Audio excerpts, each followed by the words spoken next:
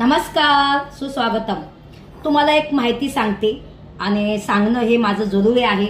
तर तुम्हाला सांगते, उद्या आहे महाशिवरात्र. तर झेलमध्ये महाशिवरात्र की दिवशी काय होतं काय नाही हे तुम्हाला मी सांगते. झेलमध्ये झेलमध्ये महाशिवरात्र 2 दिवस आधीच ते एक फॉर्म येतो, म्हणजे एक चिठ्ठी येते. त्या चिठ्ठीवर लिहिलेलं असतं की जर तुम्हाला उपास धरायचा असेल तर तुम्ही धरू शकता. त्याच्यामध्ये तुम्हाला एक टायमाचा साबुदाण्याचा खिचडी भेटल. किती भेटल? एवढीच वाटी भेटल. एकच वाटी तुम्ही उपास धरा किंवा नका धरू. आणि त्यातलं तुमचं जेवणाचं नाव काढून टाकता येतं, म्हणजे तुमच्या नावाचं जेवण येणार नाही. जेवण मोजून होतं, किती बायका आहेत किती नाही, किती लोक आहेत किती नाही, सगळं त्या लोकांचं जेवण मोजतात. 2 चपात्या तर 2 चपाती, एवढासा भात म्हणजे एवढासाच भात, एवढासा डाळ म्हणजे एवढीशी डाळ, एवढीशी भाजी म्हणजे एवढीशी भाजी. ते पण पातळ ज्या त्याला पाण्याची चव, नुसतं पाताची चव नसते.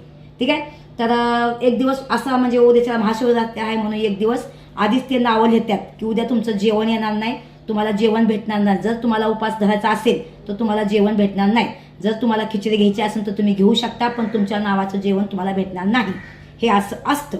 पण काय लोक काय करतात, उपास धरत नाहीत, पण ते जेवणापासून एक दिवस सुटकारा भेटावं म्हणून ते खिचडी खाण्यासाठी खूप लोक तरसतात. माहिती आहे तुम्हाला? खूप म्हणजे खूप. आणि ती खिचडी कशी बनते, एक तर चिकट, एक तर नाही तर मेण्यागत, एक तर नाही तर गिली. तर तुम्हाला माहिती आहे कसं असतं. म्हणून भावांनो बहिणींनो, कोणताही विचार करा, चांगलं काम करा, अशी वेळ आणून देऊ नका तुमच्यावर पण. कळलं का? तर बघा, महाशिवरात्र झेलमध्ये पण साजरा होती.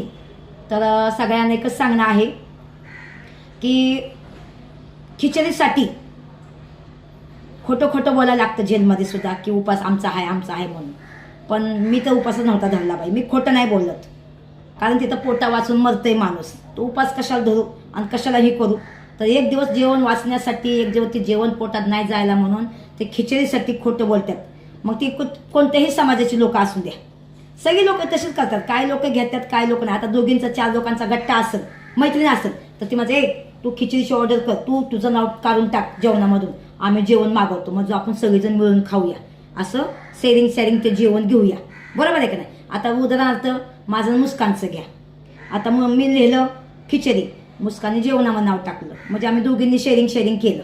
बरोबर आहे का नाही? तिने एक घास खाला भाकरीचा, चपातीचा, तिने एक घास खाला कशाचा, साबुदाण्याचा.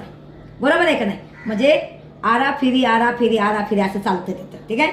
तेव्हा तुम्ही सांगते, खिचडी बनवा, खावा. उद्याच्या सगळ्यांनी खिचडी बनवायची. उद्या महाशिवरात्र आहे आणि साजरा होतो. महाशिवरात्र साजरा होती जेलमध्ये पण. ठीक आहे. तर काळजी घ्या स्वतःची. बाय.